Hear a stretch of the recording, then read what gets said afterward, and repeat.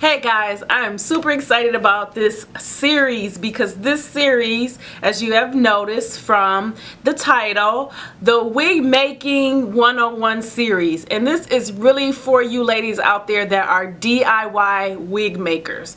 This can also help you if you are a weave maker too, because some of the information that I'm going to be doing in this series or talking about in this series might also help you out too. But I'm really targeting those beginners, those people who want to know a little bit more in depth about DIY wig making than, you know, the usual. And I know it's probably hard to find videos out there that just kind of describes every single thing out there because it's a creative factor, but I'm going to try to do that as best I can. So with each video, I'm hoping that you guys would put questions in the comment box, so that'll help continue to kind of fuel this series, so those questions and those concerns and, you know, could be answered. So today's lesson, I guess that's what I want to say, is about closures. So let's start with the first one. The most common closures that are out there for those who don't like to use external closures is your own hair. Your own hair can be left out in a U-part wig, or even if you're doing a full weave and you just want to leave some of your hair out. That's considered a closure. The benefits to that is you don't have to worry about any external piece to attach to your hair or to your wigs or anything. And it just looks a little bit more natural. The con to that is if you are a lady that does not have relaxed hair, you may possibly, not all the time does this happen, but you may possibly deal with heat damage from constantly flat ironing or applying heat to your natural hair. But if you could care less about that, you know how to protect it, it's a really good idea is to use your own hair if you want it to look a little bit more natural. This closure is a Indian Remy closure. It's considered to be a circle closure. And let me open this. I got this from my local beauty supply store for $2.99. They're very inexpensive, and I definitely put some links down in the description box on where you could find them. If you live outside of the United States, I'm pretty sure you could be able to find them on any kind of wig companies. We got Amazon and eBay. So you can find these particular types of closures. But these closures are circle base. This is not really considered lace. This is kind of like a netting, and you can just put this right in the top piece. I have one in this one. I don't know how well you can see it. The benefits to this, your hair is protected. Definitely. You don't have to worry about having your hair out and dealing with, you know, maintaining that. It's just maintaining the closure itself. These are best for what I would consider banged wigs or Chinese bang wigs, because they're really just meant to sit to close the top part of your hair. So any weave or wig that you're doing that's going to have any kind of bang, doesn't matter, these are great for that. You can get them in different colors if you want, and with most of them you can dye them as well. So this is a very inexpensive closure piece that you can find online or at some beauty supply stores in the United States. Next is the Saga Remy invisible part. I have an invisible part. I purchased this invisible part from Amazon.com. I think it was only about $30. It might have been a little bit less than that. But I'm gonna open this so you guys can see what it looks like. But you can see the pictures on it. I hope it's coming out pretty clear for you. But it's a nice big piece, and invisible parts have been done for a long time. Most people have been doing them with their weaves and gluing them right in the center of their head to create this invisible part look. But they also have invisible part closures, so you don't have to worry about all that time-consuming layering of tracks on top of each other. If you don't know what I'm talking about, guys, just research it on YouTube. Invisible part weave or wigs or whatever. But this, as you can see, this is the part right here on the back.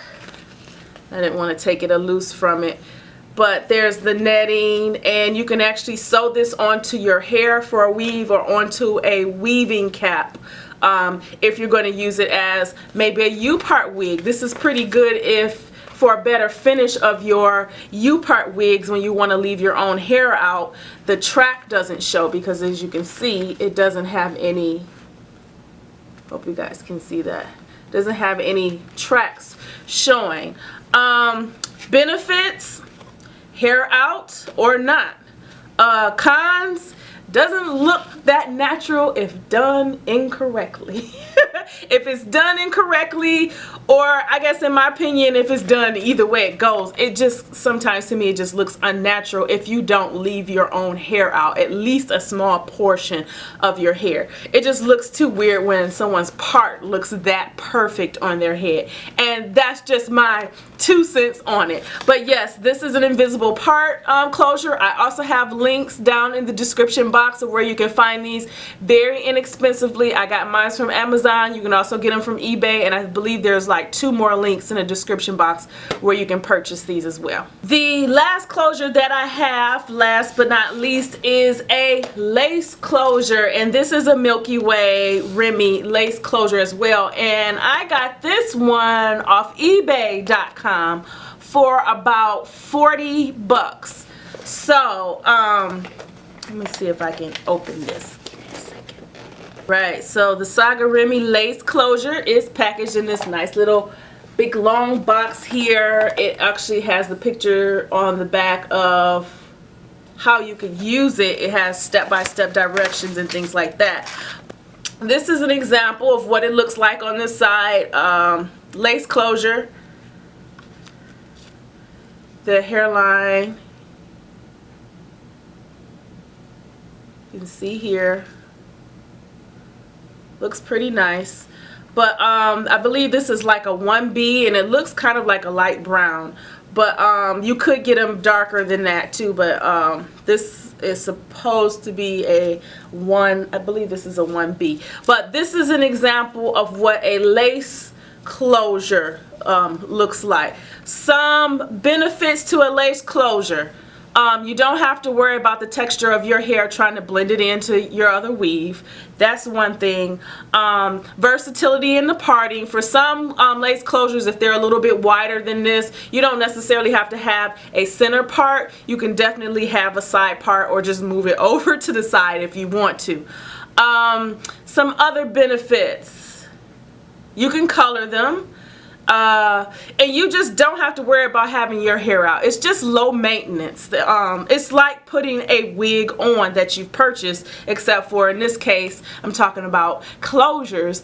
You're using them to make your own wigs. But some cons to this, and I am going to do a video eventually about this lace closure. Bleached knots. A lot of times when they're vented and created, you know, the knots, you can still see the knots in the hairline. Now this one has a really good hairline that, you know, I might have to pick through and try to make it look a little bit more natural, but I would definitely have to bleach the knots so it'll look more real, instead of looking at the scalp and you see these little balls of knots in the lace itself. So that's one of the cons, is that it might be best to make it look a little bit more natural is to bleach the knots. That's the only con that I can say about it, because it requires you having to do some work about it. But yeah, this is an invisible part type lace closure. It's a lace closure. Alright guys, so I hope this video was helpful. I wanted to kind of make it straight to the point, especially since it's the first video and you guys didn't really get a chance to ask questions about closures. So what I would like for you to do, if you have any questions, go ahead and put them in the comment. Comment about it put it in the comment box, and what I'll do is I'll answer the question and post it in the description box so other people can see and reference them. Also, if you have comments, anything that could help other people out, please send it my way. Comment about it and allow me to put it in the description box so other people can read it. I know people will look through the comment box and probably look and see other people's comments, and that's good, but if it's good information, I would love to put it in the description box, because sometimes that's the first place that people can kind of look and see. The next video that I do plan on doing is about caps, the different types of caps that you can use for DIY wig making. So if you guys have any questions concerning about the caps, where to find them, all of those things, please leave that question in the description box, in the comment box. That way I can do it for the next video, because the next video I plan to do is about caps. And there is a big difference between a spandex cap and a dome cap. I don't know if everybody knows that, but I want to make sure I address that in the next video. Other than that, I hope this was very helpful, guys. Make sure you check in the description box right now, because I have links to those closures, mainly the last 3 that was just mentioned. I have links to those closures where you can find them at an affordable price. The highest you probably will see that you'll find them for the lace closure is about $55. The longer they are, as far as the length of the hair, a little bit more expensive they are, but these closures are not that expensive. You do not have to get them that expensive. They're Remy hair, they're really good texture. I've never had problems with them because I've been using them for a while, and I just wanted to share with you guys. So hope this video helps out. I will see you in the next video of this series. Yeah, talk to you guys later. Bye.